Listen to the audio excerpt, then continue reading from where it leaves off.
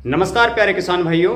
सफ़ेद लट या लाल मुंह वाली सुंडी या हेलोट्रिचिया या फिर वाइट ग्रब, ये हमारे किसान भाइयों के लिए बहुत ही सिरदर्द बनी हुई है। चाहे वो गन्ना फसल हो, बागवानी की फसलें हों या फिर आलू जैसी कंद वाली फसलें हों। आपने देखा होगा आलू के कंदों को खा करके वो खोखला कर देती हैं। गन्ने की फसल में यदि सफ़ेद लट या फिर हेलोट्रिचिया या फिर वाइट ग्रब लग जाए तो फिर पूरे गन्ने की फसल को बर्बाद करने की क्षमता वो रखती है। हमारे किसान भाई समय समय पर उसकी रोकथाम के लिए दवाइयों का प्रयोग करते हैं, लेकिन सही समय ना होने के कारण उसके परिणाम बहुत अच्छे नहीं मिल पाते हैं और कई बार दवाई लगाने के बाद भी जो वाइट ग्रब है वो जमीन के अंदर रह जाती है। दोस्तों, इसकी साइकिल हमें समझनी पड़ेगी कि हमें किस समय पे इसका ट्रीटमेंट करना होता है। वाइट ग्रब की साइकिल को देखें तो जो गुबरेला होता है, जो गोबर में अक्सर पाया जाता है, वही वाइट ग्रब का प्रौढ़ रूप होता है। कई बार किसान इसे पहचानने में गलतियां कर देते हैं, तो सबसे पहले तो हम इसकी पहचान बताएंगे। फोटो नंबर पहले में आप देखिए, इसमें एक सूंडी आपको दिखाई दे रही है जो व्हाइट है और इसका रेड मुंह है, तो जिसे अपन व्हाइट लट या फिर रेड मुंह वाली सूंडी कह सकते हैं। और दूसरे में गुबरेला टाइप है, जो आपने अक्सर जो देखा होगा जड़ों में देखा होगा या फिर धरती की सतह पर रहने वाला जो कीट है वो होता है। दोस्तों, इन दोनों को पहचानने में ही हमसे सबसे बड़ी भूल होती है, क्योंकि लोग बाग सोचते हैं ये सूंडी नहीं, जबकि वो जो गुबरेला टाइप है ये इसका प्रौढ़ रूप होता है।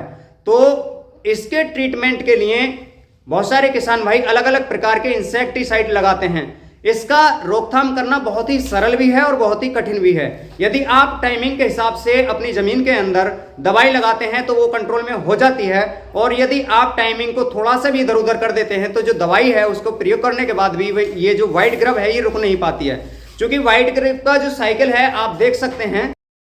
प्यारे किसान भाइयों, यदि आप व्हाइट ग्रब पे अच्छा खासा कंट्रोल करना चाहते हैं तो जो अप्रैल और मई का महीना होता है वह व्हाइट ग्रब जो जमीन के नीचे से ऊपर आना प्रारंभ होता है अपने प्रौढ़ रूप के लिए। और दूसरी जो साइकिल होती है जो लगभग सतह पर होती है वो होती है जुलाई और अगस्त की।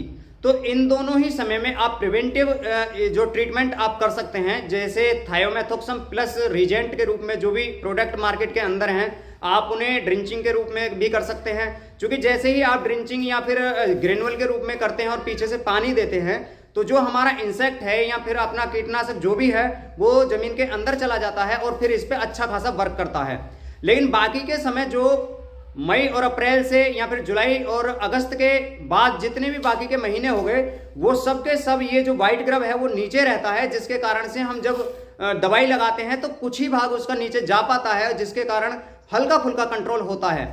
दोस्तों, जब ये गुबरेला टाइप रूप में पत्तियों को खाने के लिए बाहर आता है इन 4 महीने में, और उसी समय में ये अंडे भी देता है जुलाई में और अगस्त के महीने में, तो आप इसके अंडों पर भी कंट्रोल कर सकते हैं।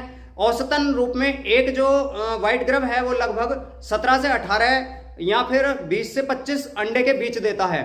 तो आप इसके अंडे खत्म करके और प्रिवेंटिव होकर के कि जब जुलाई और अगस्त का महीना हो तब, और या फिर मई और जून में, इन सारे समय पर आप जो है अच्छा खासा प्रिकॉशंस दे करके इन्हें कंट्रोल किया जा सकता है।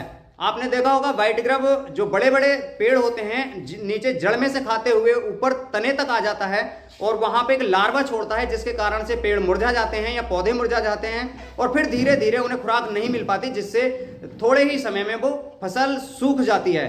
गन्ने में इसका बहुत बड़ा प्रकोप देखने को मिलता है, तो आप भी प्रिवेंटिव स्प्रे, ग्रेनुअल या फिर ड्रिंचिंग करके इसका कंट्रोल कर सकते हैं। जितना आसान है उतना कठिन भी है कि यदि आप इसका गलत समय पर प्रयोग करते हैं दवाइयों का तो फिर ये मर नहीं पाती है, और सही समय पर जो मंथ मैंने बताए हैं उसमें यदि आप स्प्रे करते हैं या दवाई डालते हैं तो फिर अच्छे से कंट्रोल इसे कर सकते हैं। तो दोस्तों, आज के वीडियो में दी गई जानकारी आपको कैसी लगी कमेंट बॉक्स में बता सकते हैं, और साथ ही हमसे जुड़ने के लिए आप हमारे यूट्यूब चैनल को सब्सक्राइब भी कर सकते हैं। नमस्कार दोस्तों।